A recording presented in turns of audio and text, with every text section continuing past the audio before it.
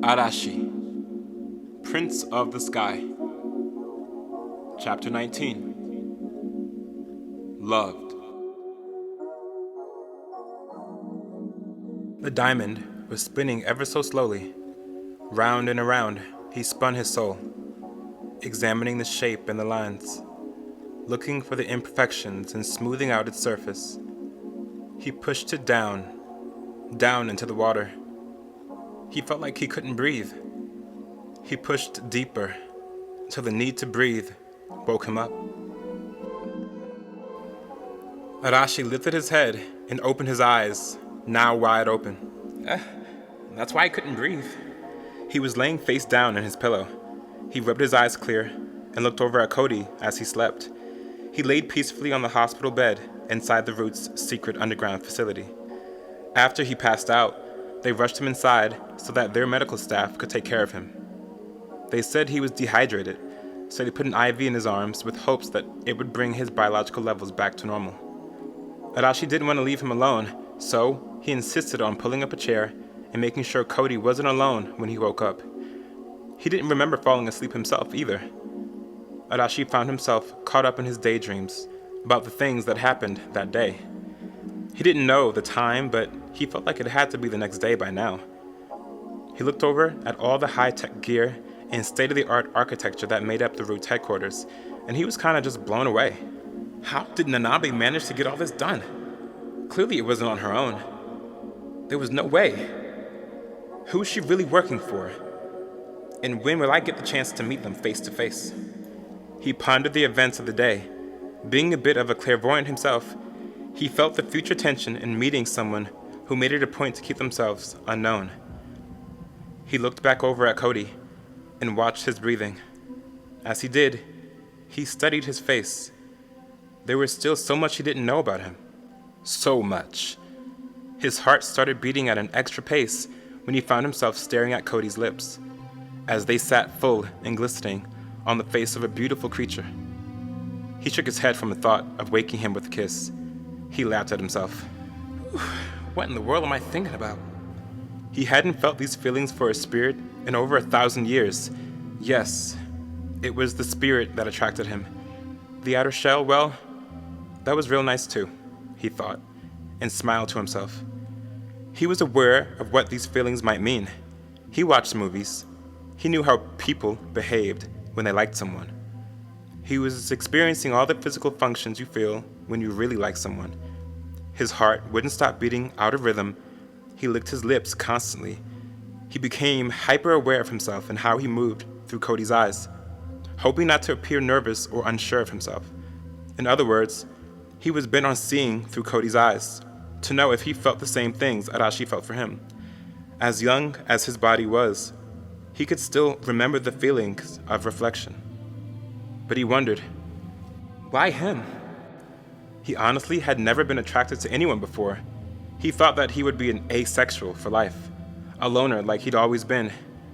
Maybe it was the effect of his heart shock for being opened, or maybe he was just the one.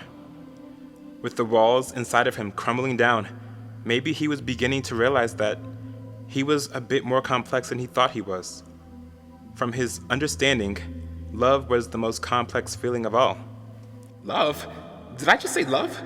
Oh man, what the hell? Who am I? He struggled with the idea of loving someone. It made him feel things he wasn't used to feeling. The vulnerability was unsettling, but teetering on the edge of ecstasy. He was biting his lip and staring off into space, lost in his thoughts. Hey you, Cody said softly. Arashi, caught off guard, bit into his lip and winced in pain. He fixed his eyes on Cody, who looked wide awake now. He patted his finger to his lip to make sure he wasn't bleeding. Cody reached out with his arm and touched his thumb to his lip gently. Arashi grabbed his hand and brought it back down to the bed, still holding his hand. He smiled at him and let him know he was just startled. hey, my bad. I didn't mean to scare you. You were just staring off into space. He tried to sit up in his bed. Arashi shook his head, embarrassed. Jeez. How long was he staring at me staring at him? Arashi thought. His face was caught in between a shock and disgust. Don't worry. I wasn't staring long, but I'm also not done. Arashi, caught off guard again by his forwardness, signed to him. Funny guy. Nah, you can't hide anything on your face. You're real easy to read. I can tell what you're thinking without even having to read your mind. Yeah, he definitely reminds me of someone. Suddenly, he could have sworn he heard the sound of waves. He looked around a bit bewildered by it, then back at Cody, who was still just looking at him with warm eyes. Where are you from? Oh, a lot of places. When I was younger, my moms and I moved around a lot, but I always remember being by the water. My mom loved the water. It was her peace. Arashi took a deep breath in. He could feel the memory of her presence in him, strong, determined, and honest. It was the waves. She's with you, Arashi signed, feeling a bit corny after having said it. Oh, really? Relieved, Arashi held out his hands and made a circle with his fingers pointed at Cody's heart. Her spirit is strong within you, just like the waves. You breathe her in and out, always. Aw, that was real poetic and sweet and stuff. Cody said with a bit of sarcasm in his voice. Arashi nudged him on his leg. Cody looked down at his hands and squeezed them together. I really miss her, especially in times like this. Bruh, I really need a mommy hug right now. Cody said, making light of his deep need for intimacy. Arashi studied Cody for a moment and just patted him on his foot. Personally, he wasn't good at the intimacy stuff or reading social cues. At least, I don't think so. Ari, I said I need a mommy hug. Come over here. Cody was holding out his arms. Arashi looked at him, surprised at his forwardness. Hiding his blush, after looking over his shoulder for anyone that might be watching, he reluctantly leaned over and wrapped his arms around Cody. He wondered if he could feel his heart beating out of his chest from being so close to him.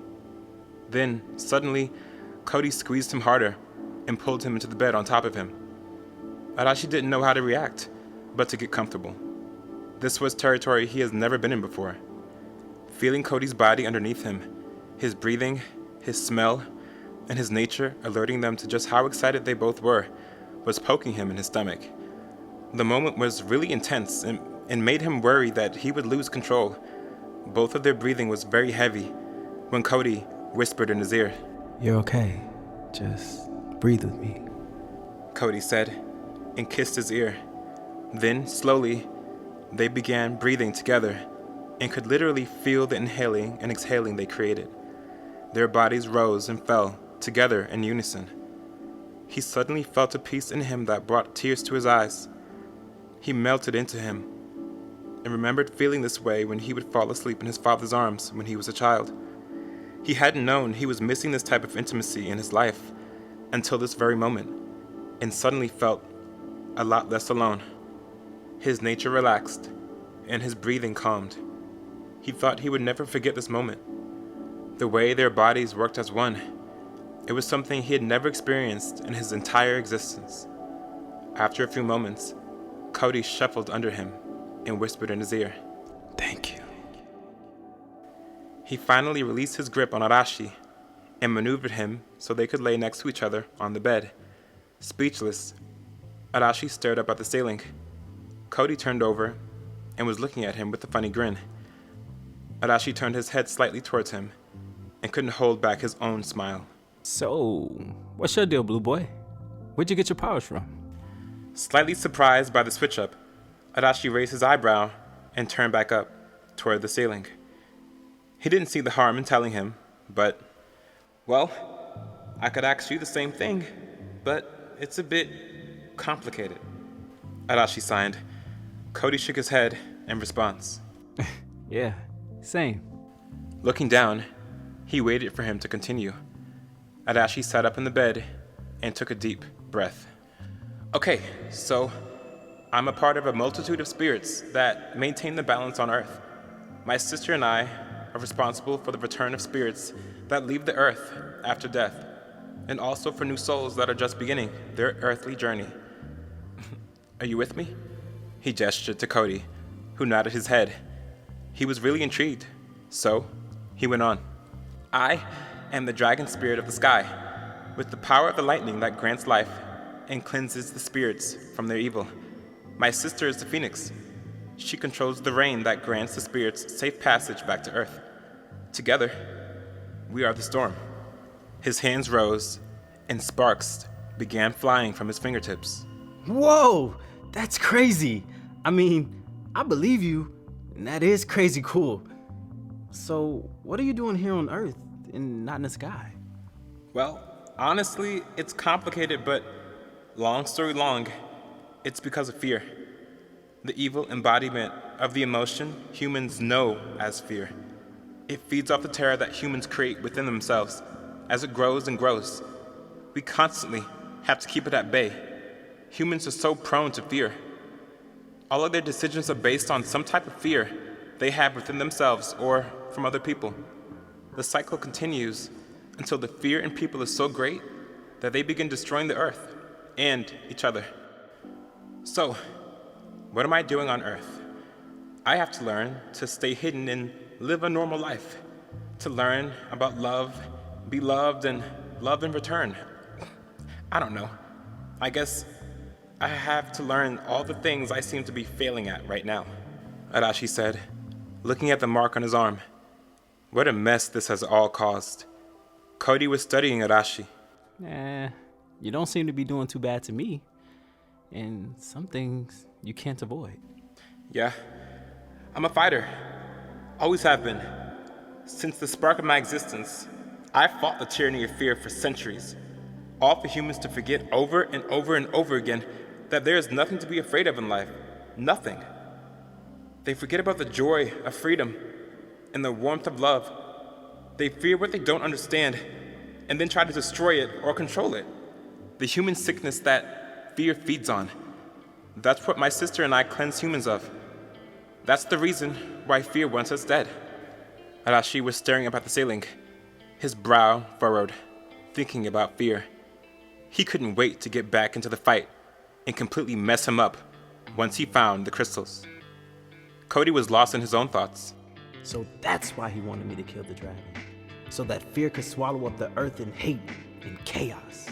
He felt so lost, not knowing how he was going to warn Ari about what fear was trying to make him do. How is he going to fix this before the next full moon? Arashi tapped on Cody's arm, looking at him with dead seriousness. Earlier, you told me I was in danger. Then we get attacked by that creature. Then find out that you're packing some power yourself. Now it's your turn to explain. He was ready for another hidden message. Whatever he was going through, he knew he had to be careful. Cody sat up even straighter in the bed. His heart was racing. How was he going to explain himself? He didn't think he would be able to get away with this little trick again, but he had to have faith in the power of his new friend. Brother, don't push him. Stop him from saying another word. Ishar's voice came through his mind.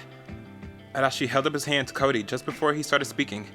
Cody sat silent, waiting. Ishar, what's up? What happened? Just a theory. He wants to tell you, but he's risking both of your lives right now. So just wait, okay? He said he understood and smiled at Cody and grabbed his hand. Hey, it's okay. Just tell me later. With a sigh of relief, Cody nodded his head and fell back into his bed. Then there was a knock on the door, right before it slung open. You cupcakes have a good nap? Frank said, standing in the doorway. Martin was standing behind him.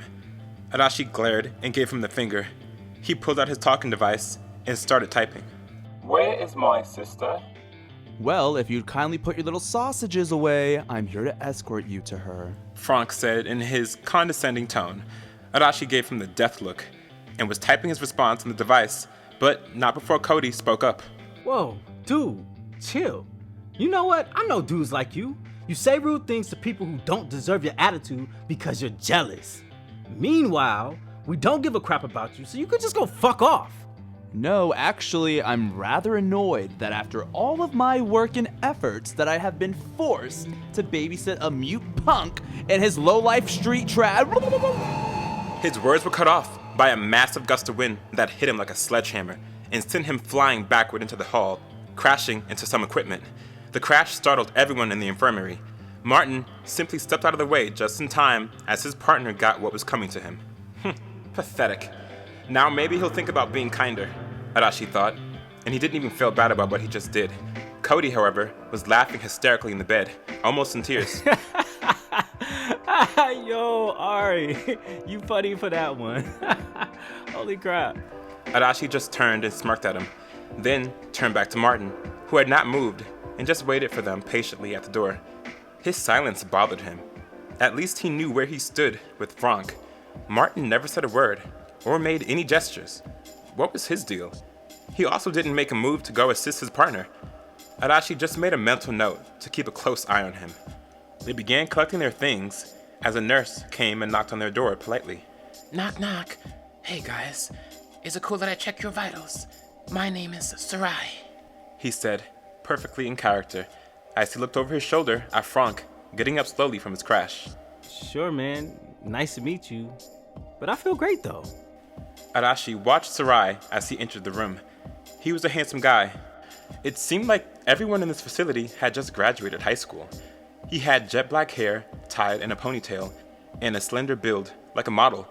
His skin was perfect, like porcelain, and his voice was like velvet. But something else about him alerted Arashi to be cautious. Good to hear. Glad you're feeling better. You were super dehydrated. Long night? Yeah. I guess you could say that. Yeah, we all have those nights. And how about you? Arashi, right? Sarai asked innocently while he checked Cody's vitals and began removing the IV from his arm. Arashi simply put his 2 thumbs up and gave him his best crooked smile.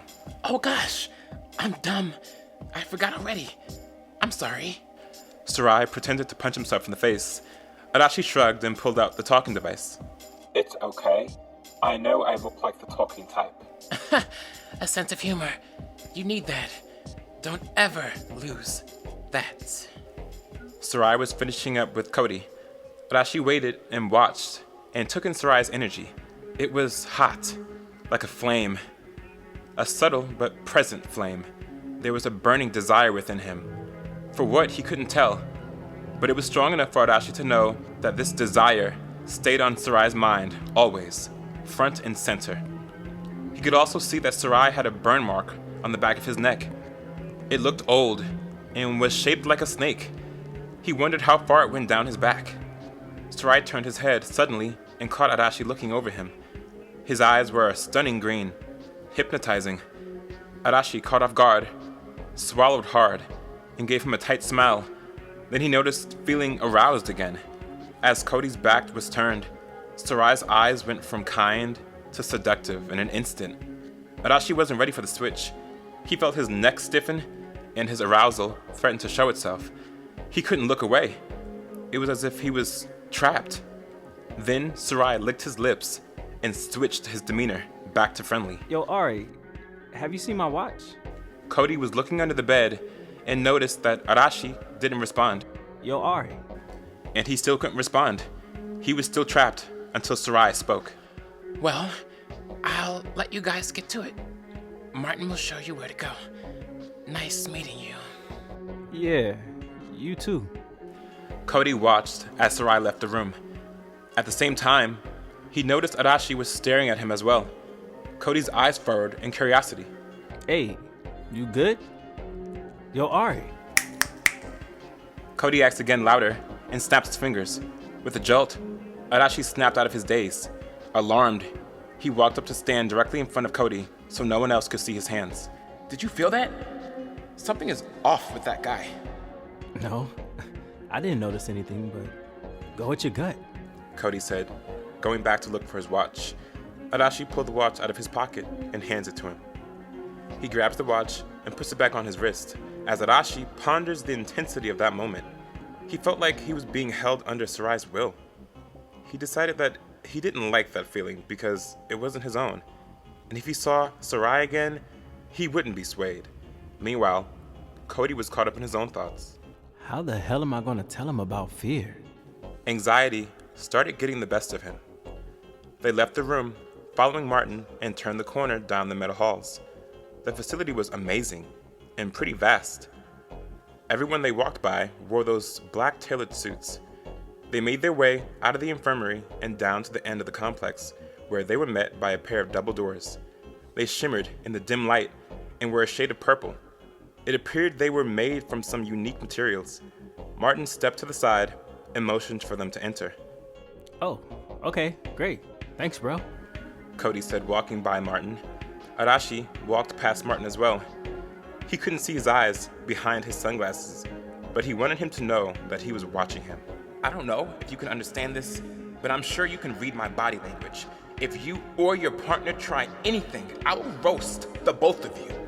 Arashi signed and smashed his fist into his palm dramatically. Martin gave the slightest twitch of the lip, but otherwise did not respond. Cody kept his eyes forward, anxious about what was about to happen next. They opened the doors and suddenly felt the presence of the room. The walls were lined in tapestry and scriptures, Japanese scrolls, and sacred geometrical patterns. It was a circular room of purple and gold. There was a golden wooden desk that sat higher than everything else in the room, and on both sides of the desk sat two giant amethyst crystals. They were at least 10 feet high and 4 feet in width. They were beautiful. Nanabe sat at her desk. She had let her hair down and loosened her tie. Little brother, She said in a scolding tone. He pulled out his device immediately. I'm not apologizing. That guy is a jerk and got what he deserved. Nanabe just shook her head and smiled tightly. I'll have to deal with that later. Come in, boys. Please sit. Shay, Kodeshe, how are you? Better now, but thanks for the drugs. In the bed. Don't mention it. I mean, after all, you took down that monster. What a day, huh? In that moment, Ishara came fluttering down from her perch onto the desk. That bird is so cool. It just does what it wants. You guys must have it trained pretty well, huh? So, you remember the sister I was telling you about? Well, she's here. She is the bird. Her name is Ishara. Another complicated mess, but she understands you. Arashi explained to him as best he could, but the whole thing was too complicated and would take him too long to fully comprehend. Cody just looked at them with wide eyes. Oh, okay. Well, cool. Hey, sis. Hey. Okay, great. So, Nanabe started but was cut off when the doors swung open and Shimari came sauntering in, unbothered. thank you for joining us, Shy. Nanabe was perturbed with him already. Shimari pulled up and sat backward in the chair next to Arashi while patting him on the head. Lo, bro, I heard you mollywop Frank across the hall, bro. Yo, I told him not to fool with you. Shy, not right now. Okay, yeah, but I said not right now, goddammit. She took a deep breath and started over. Shimari just put his hands up in surrender. So, as I was saying, I'd like to formally welcome you to Mudahara, New York Division. I previously told you that we were going outside of the city, and we are. But some of the accommodations for us were not ready, so here we are. We are the Root, and we're here to help maintain the foundation of spiritual wellness on Earth. 15 years ago, when the veil between the spiritual realm and the humans was compromised, there was a shift in the balance. More and more humans were born with heightened spiritual prowess, creating the need for us to begin seeking these individuals out and helping them hone their gifts and remain on the side of good and the courageous.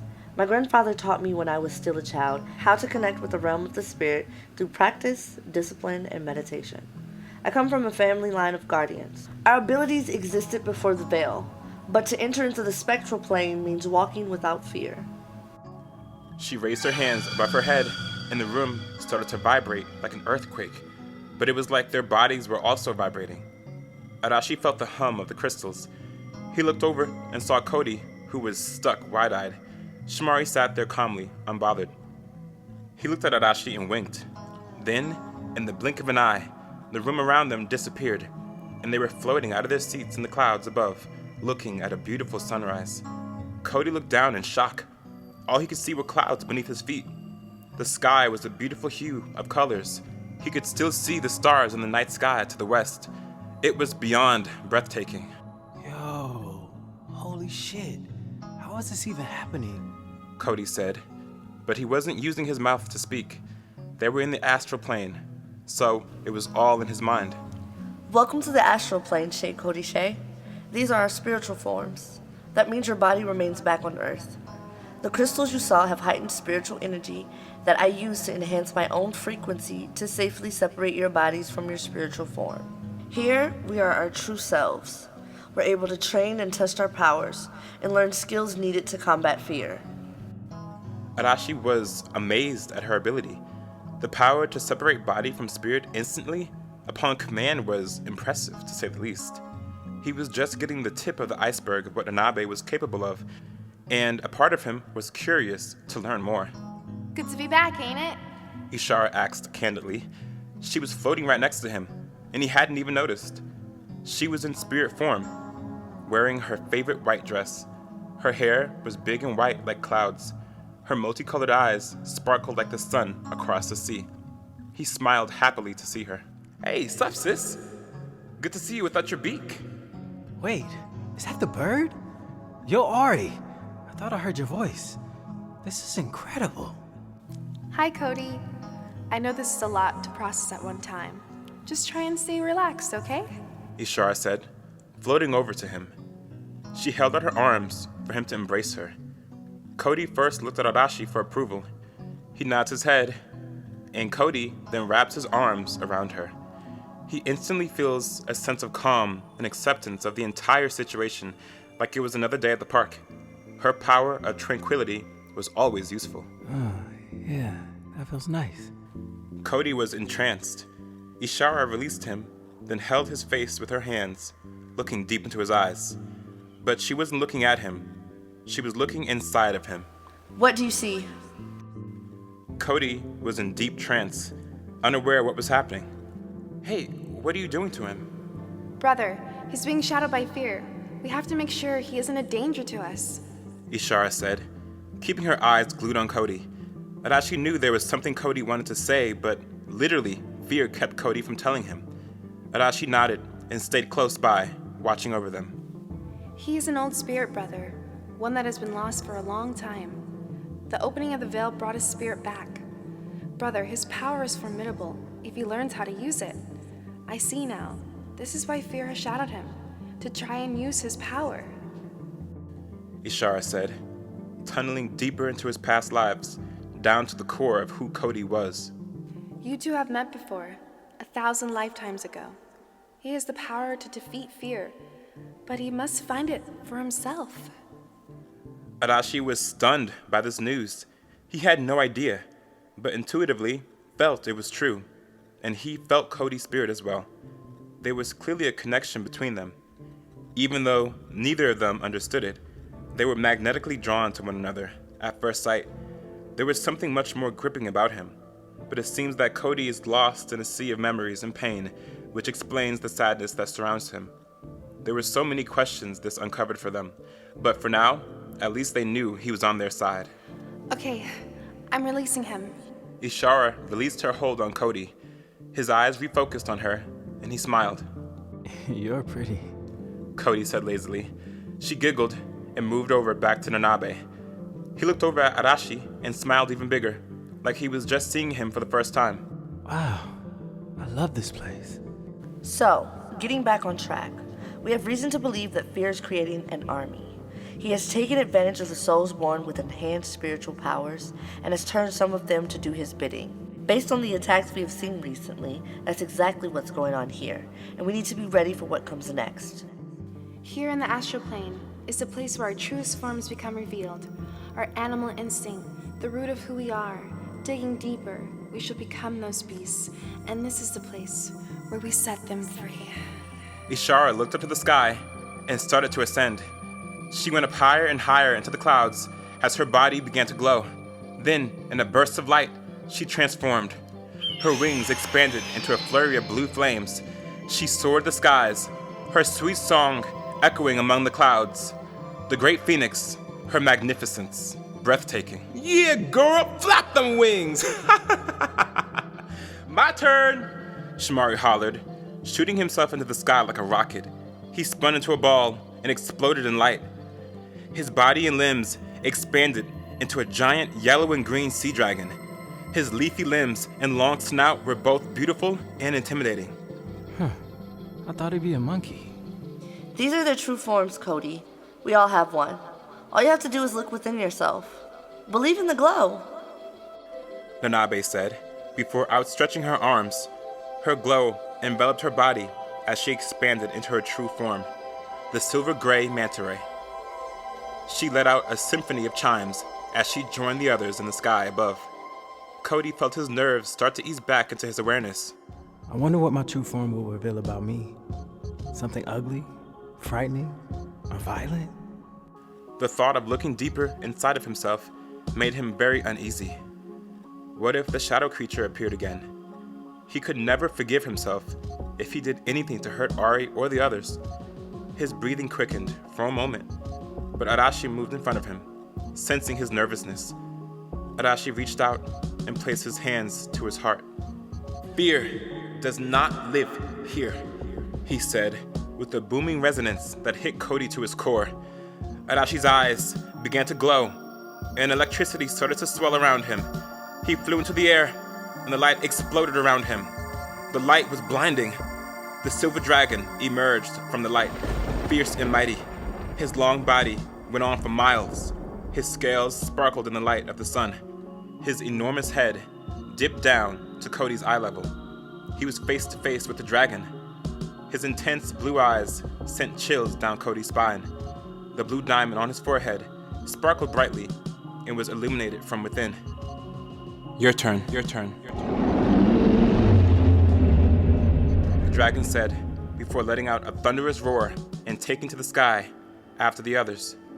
Cody looked on after them. He closed his eyes and reached for the glow, and the questions came to him. Who am I? Suddenly, the sound of waves rushing in entered his mind, and he realized someone was holding his hand. When he opened his eyes, he saw his mother standing beside him. But he was no longer in the clouds. He was standing with her by the ocean. He looked at her and began to cry. The tears fell freely down his face. She was there. She was right beside him. Always. Dry your eyes, my son, for you have the eye of the tiger, and no one and no thing can take that away from you. She whispered to him. He looked to the sun again and felt the light start to fill him up.